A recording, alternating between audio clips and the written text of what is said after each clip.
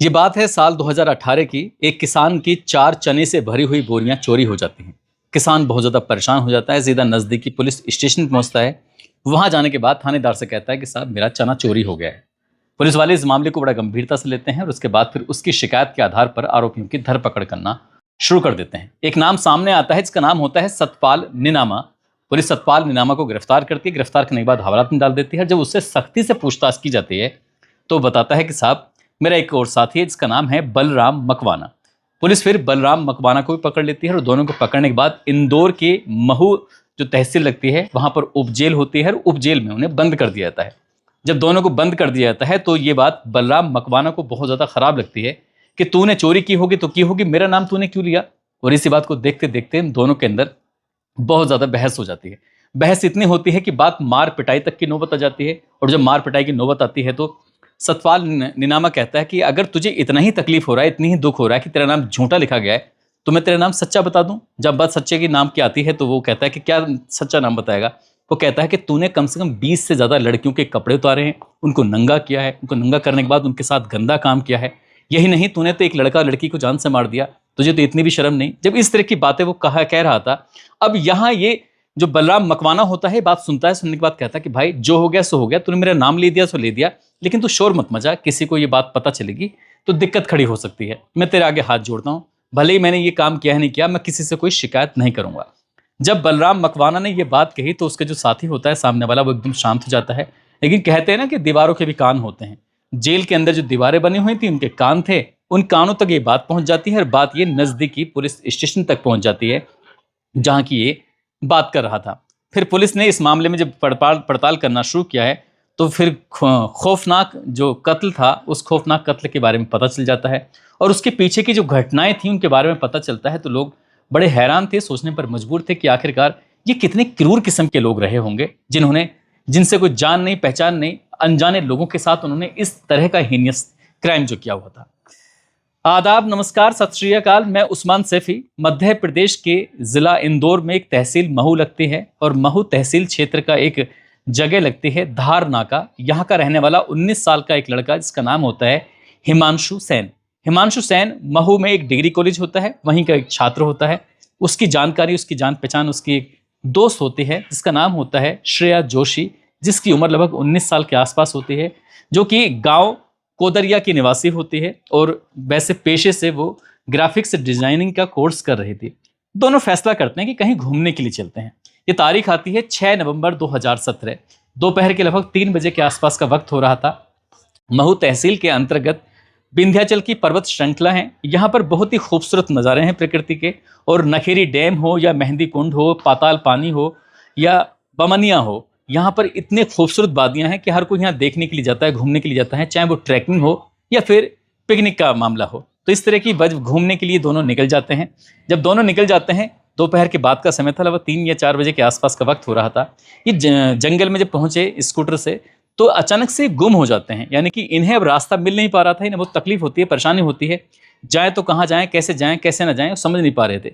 इसी बीच में उन्हें 4 लोग मिल जाते हैं जो कि नकाब पोस्ट लोग होते हैं, और उन नकाब पोस्ट लोगों को उन्होंने रोक के बोले कि तुम कहाँ जाना है। तो ये दोनों यानी कि हिमांशु सेन और जो लड़की होती है श्रेया जोशी, वो कहने लगते हैं कि हम रास्ता भटक गए, आप हमें रास्ता बता दीजिए, हमारी मदद कर दीजिए ताकि हम यहाँ से झाड़ियों से, जंगल से, इन वादियों से बाहर निकल सकें। जब उन लड़का लड़की को ये बात कही जाती है तो वो चारों के चारों कहते हैं कि परेशान होने की जरूरत नहीं है, हम लोग बाहर ही निकलेंगे, आप हमारे साथ चलो और जो भी कोई दिक्कत परेशानी हो तुम्हारी परेशानी खत्म हो जाएगी। वो चारों आगे आगे चल रहे थे लेकिन उनके चेहरे पर नकाब पड़े हुए थे, और साथ ही वो दोनों लड़के लड़की जो होते हैं वो पीछे पीछे चल देते हैं। वो पहुंच जाते हैं बढ़िया के जंगल में। बढ़िया के जंगल में जो नकोड़ी कुंड है, नकोड़ी कुंड के पास पहुंच जाते हैं। वहां एक गहरी खाई की तरफ उन्हें लेके जाया जाता है, और जैसे गहरी खाई की तरफ लेके जाया जाता है तो उन दोनों से कहा जाता है कि तुम अब ट्रैप हो चुके हो, नहीं कि तुम अब घिर चुके हो, इसलिए दोनों एक काम करो, अपने कपड़े उतारना शुरू कर दो। जब लड़का और लड़की से कपड़े उतारने की बात कही जाती है तो लड़के को भी और लड़की को गुस्सा आ जाता है। कहते हैं कि क्या बदतमीजी है, तुम इस तरह से हमसे कैसे बात कर सकते हो। लड़का और लड़की ने विरोध करना शुरू कर दिया, लेकिन चारों जो होते हैं, अब इन चारों ने इन दो पे हावी पड़ जाते हैं। अब इन लड़का और लड़की के साथ वो मारपीट करना शुरू कर देते हैं। मारपीट करने के दौरान इनकी जेब में रखे हुए थे 5200 रुपये, इनकी 5200 रुपये रखे हुए थे। सोने की चैन थी वो भी अपने जब्त कर ली जाती है, एक एटीएम कार्ड होता है वो भी पकड़ जब्त कर लिया जाता है, दोनों के पास मोबाइल होते हैं वो भी, और स्कूटर जो होता है उसको भी।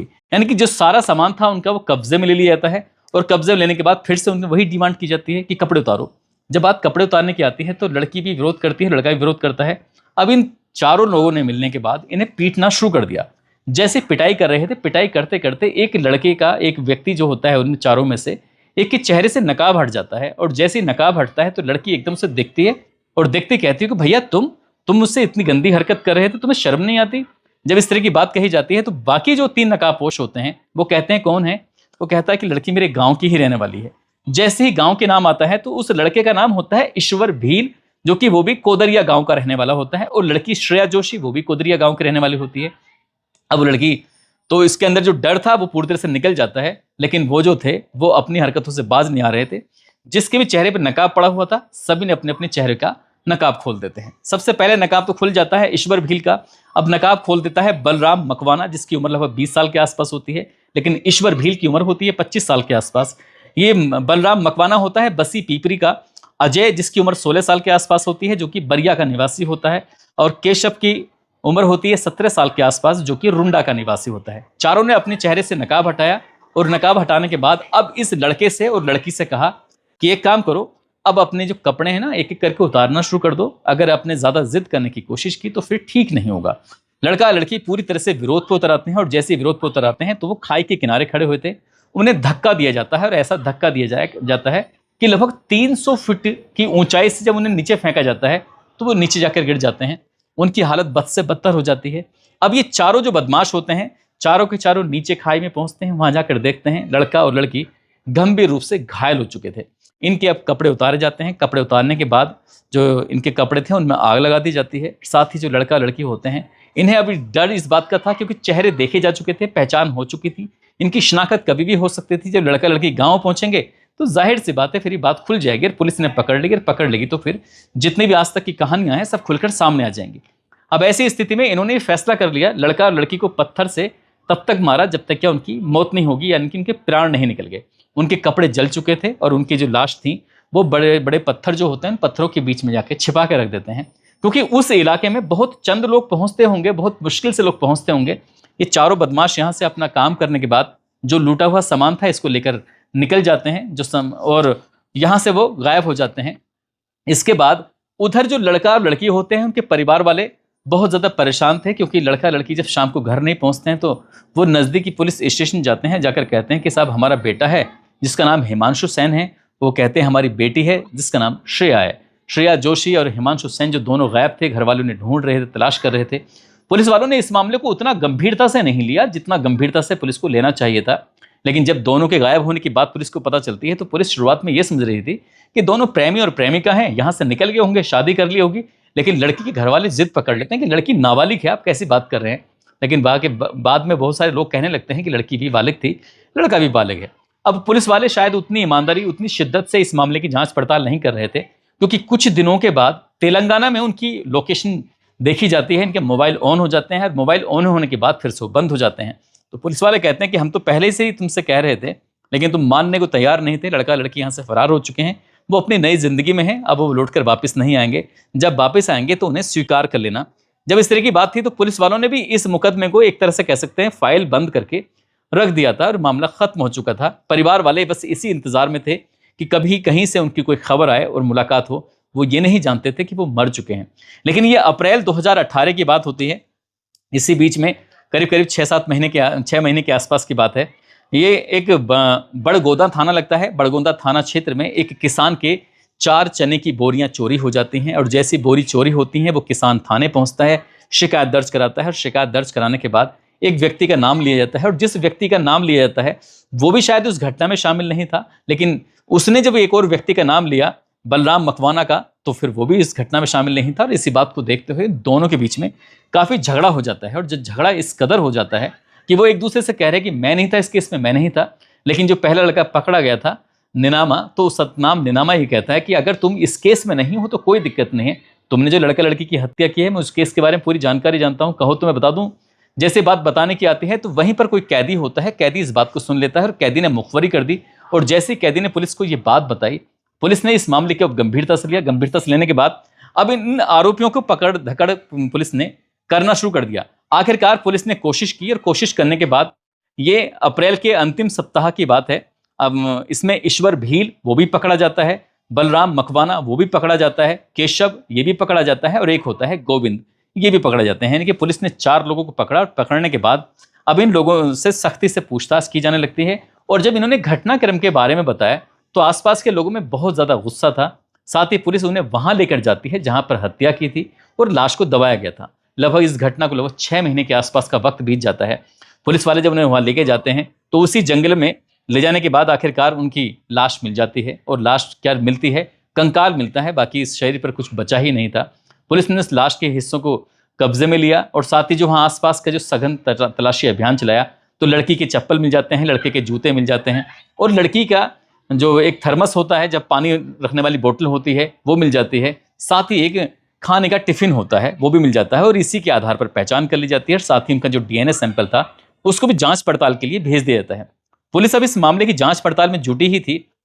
इन चारों को जैसे ही मेडिकल के लिए लेके जा रहे थे तो इसी बीच में मौका पाता है ईश्वर भील और पुलिस को चकमा देकर भाग जाता है। और जैसे पुलिस को चकमा देकर भागता है तो पुलिस वाले खुद हैरान थे। पुलिस वालों ने उसे ढूंढने की तमाम कोशिशें की लेकिन उसका कहीं अता पता नहीं चलता है। बाकी जो होते हैं 2 तो नाबालिग होते हैं और एक बालिग होता है। नाबालिग जो होते हैं उन्हें बच्चों वाली बाल सुधार गृह में भेजा जाता है और जो बड़ा वाला होता है बलराम मकवाना, उसको बड़ों की जेल में भेजा जाता है। लेकिन ईश्वर भील को पकड़ने के लिए पुलिस ने तमाम दबिशें दी, तमाम कोशिशें की लेकिन पुलिस को कोई सफलता मिल नहीं पा रही थी। उधर जो इस घटना में जो उनका बेटी गायब हुए थे, मैं ये बात बताना भूल गया था, उन्होंने थानेदार से लेकर मुख्यमंत्री तक शिकायत की थी लेकिन किसी ने इस मामले को उतना गंभीरता से नहीं लिया था। अब ईश्वर भील के बारे में कोई अता पता चल नहीं रहा था। ईश्वर भील यहां से यानी कि इंदौर से भागकर सीधा पहुंच जाता है गोवा। गोवा में एक जगह लगती है कोलवा, कोलवा में होटल लगता है, होटल में वो रहना शुरू कर देता है। वहीं अपने खाने कमाने का वो धंधा ढूंढ लेता है लेकिन उसकी आदत खराब थी, वो आदतन अपराधी बन जाता है। कोलवा में रेलवे यार्ड के पास एक लड़का और लड़की आराम से इत्मीनान से बैठे हुए थे। अचानक ही यहाँ पर ये ईश्वर भील उनके पास पहुंच जाता है। उसके हाथ में एक धारदार हथियार होता है। लड़का लड़की को धारदार हथियार दिखाता है। वो कहता है कि अगर तुमने हिलने की कोशिश की, विरोध करने की कोशिश की तो मैं इसे मार दूंगा। अब जब बात मारने की आती है तो उस लड़की जो वहां पर होती है उस लड़की से कहता है कि जो तुम्हारे कपड़े हैं तन के, वो सारे के सारे कपड़े उतार दो। अगर तुमने कपड़े नहीं उतारे तो तुम्हारे प्रेमी को मार दिया जाएगा। आखिरकार लड़की कपड़े उतार देती है और वो उसके साथ गंदा और घिनौना कृत्य करता है, यानी कि उसके साथ बलात्कार जैसी घटना को वो अंजाम दे देता है। अब लड़की भी परेशान थी, लड़का भी परेशान था। वो दोनों सीधे पुलिस स्टेशन पहुंच जाते हैं और पूरी कहानी बयां करते हैं कि रेलवे यार्ड के पास कोलबा बीच में उनके साथ बलात्कार जैसी घटना हुई है। पुलिस इस मामले को गंभीरता से लेती है और जो आरोपी होता है उसे गिरफ्तार कर लेती है। यानी कि ईश्वर भील, इंदौर पुलिस तो उसे पकड़ नहीं पाई थी लेकिन वो पकड़ा जाता है गोवा में। और जब गोवा में पकड़ा जाता है तो पुलिस वाले उससे पूछना शुरू कर देते हैं। जब उससे पूछना शुरू कर देते हैं तो वो कहता है कि साहब, हमारे इंदौर में एक महू तहसील है और महू तहसील में विंध्याचल पर्वत की श्रृंखलाएं हैं। वहाँ बहुत ही खूबसूरत वादियां हैं, लोग पिकनिक के लिए आते हैं, ट्रैकिंग के लिए आते हैं। और वो 3-4 जगह हैं, जैसे पाताल पानी है, बामनिया है, बामनिया कुंड है और नखेड़ी डैम है और मेहंदी कुंड है। वहाँ पर जो प्रेमी और प्रेमिका खासकर जो आते हैं, अकेले आते हैं, चुपके से आते हैं, वो घूमना शुरू कर देते हैं। और जैसे जंगल में कहीं भटक जाते हैं तो हम उन्हें पकड़ लेते हैं। और जैसे पकड़ते हैं, पकड़ने के बाद लड़के को भी अपना किसी हथियार के बल पर या फिर कोई धारदार हथियार, इस तरह से उसको भी अपना कब्जे में ले लेते हैं और कहते हैं लड़की से कि कपड़े उतार। उसके बाद लड़की कपड़े उतार देती है। उनके साथ फिर वो गंदा काम करते हैं। जो भी उनके पास पैसे होते हैं, पैसे लूट लेते हैं। जब पुलिस वाले पूछते हैं कि तुमने अब तक कितनी घटनाओं को अंजाम दिया होगा, तो वो लड़का कहने लगता है कि लगभग 20 लड़कियों के साथ तो इस तरह से बलात्कार जरूर किया होगा। जब 20 लड़कियों के बारे में इस तरह से बात बताई जाती है तो पुलिस को खुद हैरानी होती है। अब पुलिस ने, जो गोवा की पुलिस होती है, गोवा की पुलिस ने सीधा बातचीत की इंदौर की पुलिस से। फिर उससे और पूछा जाता है कि तुम्हारी जिंदगी में कोई और कहानी हो, तो कहता है कि जब मैं स्कूल में पढ़ता था तो स्कूल में एक आर्मी ऑफिसर की बेटी पढ़ती थी। उस लड़की को प्यार हो जाता है, तो प्यार होने के बाद वो लड़की अपना परिवार छोड़ देती है, फिर उससे शादी कर लेता है। लेकिन कुछ दिन जब लड़की साथ रहती है तो उसको पूरी कहानी पता चल जाती है कि किस किस्म का इंसान है, इसलिए वो छोड़ छाड़ के मुझे चली जाती है। फिर भी वो आदतन अपराधी हो जाता है। इस तरह से वो काम कर रहा था। इधर तो गोवा की पुलिस इंदौर की पुलिस से बातचीत कर रही थी और उधर उसका मेडिकल परीक्षण के लिए जब लेके जाया जा रहा था, वो ऐसा गायब होता है कि इंदौर की पुलिस भी और गोवा की पुलिस भी उसको ढूंढ ही नहीं पाती। यानी कि वो गायब हुआ, फिर मिल ही नहीं पाता है। उधर जो पुलिस ने इसको मोस्ट वांटेड घोषित कर देती है और आज तक भी मैं साल 2026 में इस कहानी को सुना रहा हूँ। इस मीडिया रिपोर्ट के माध्यम से पता चलता है कि ईश्वर भील का आज तक भी कहीं आता पता नहीं है। लेकिन वो जो मामला था लड़का और लड़की की, यानी श्रेया और हिमांशु की हत्या का जो मामला था, तो उनकी हत्या का मामला फिर चार्जशीट लगती है, अदालत पहुंचती है। अदालत पहुंचने के बाद ये बताया जाता है, मीडिया रिपोर्ट कहती है कि 6 जून 2026 को इस मामले में कोर्ट की तरफ से फैसला आता है। लेकिन इसमें जो एक आरोपी होता है बलराम, वही सलाखों के पीछे है। जो दूसरा मेन आरोपी है जिसका नाम ईश्वर भील है, वो आज तक भी फरार है। और जो 2 थे वो बालक थे। उनका मामला बाल न्यायालय में चलता है। और बाल न्यायालय में किसी भी बड़े से बड़ा कांड होता है तो उसमें ऐसा बताया जाता है कि ज़्यादा से ज़्यादा 3 साल तक की सज़ा होती है। शायद उनकी सज़ा पूरी हो गई होगी, वो तो फ्री हो गए। लेकिन बलराम मकवाना जो होता है उसको उम्र कैद की सज़ा सुनाई जाती है, आजीवन कारावास की सज़ा। जब तक वो जिंदा रहेगा तब तक सलाखों के पीछे उसकी जिंदगी गुजरेगी। इस घटना ने पूरे इंदौर ही नहीं बल्कि मध्य प्रदेश के लोगों को हिला कर रख दिया था, लोगों को सोचने पर मजबूर कर दिया था कि कोई आखिरकार इतना हीनियस कैसे हो सकता है। ये लोग टोली बना के, गैंग बना के काम करते थे। और उन इलाकों में पर्वत श्रृंखला में, हालांकि वहां पर पहले से ही बोर्ड लगे हुए थे, पुलिस की तरफ से चेतावनी थी कि गुफाओं की तरफ मत जाना, ज्यादा जंगल की तरफ मत जाना, वहां लूट हो सकती है, आपके साथ कोई आपराधिक वारदात हो सकती है। ऐसे ही एक वारदात हुई थी 4 जनवरी 2018 को। ये ईश्वर भील का जो गैंग होता है, 3 लड़के होते हैं, 4 लड़कियां होती हैं।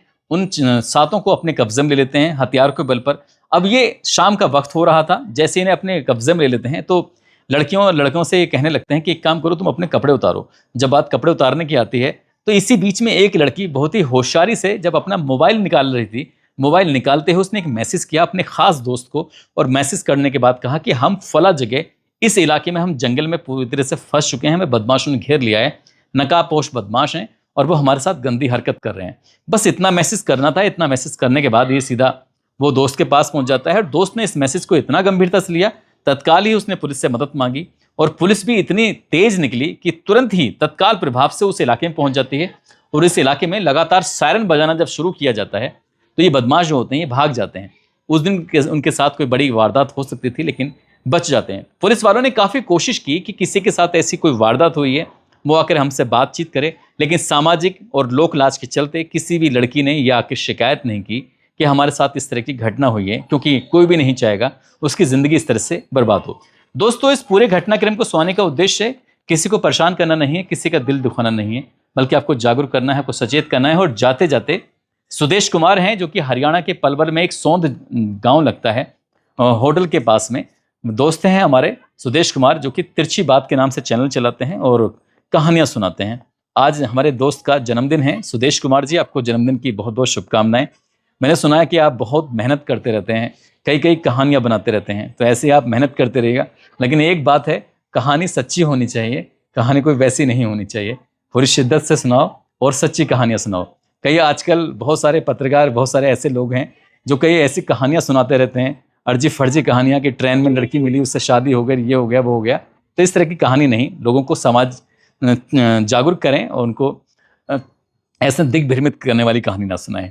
तो जाते जाते और हैं कुछ लोग, जैसे ओम प्रकाश प्रजापति हैं, हिमांशु कुमार हैं, अनुपम यादव है, नबी अहमद, रीता शर्मा, आयुष, सुजाता, गुलाब, नीतू, प्रेमलता, मनीष, शिव प्रकाश, शशिकला, राजू गौतम, देवेंद्र पासवान, सचिन आनंद, मनोज रावत, संतोष कुमार यादव, सौरभ, इन लोगों ने नाम लेने की अपील की थी। आप सब लोग अपना ख्याल रखें, सुरक्षित रहें। जय हिंद, जय भारत।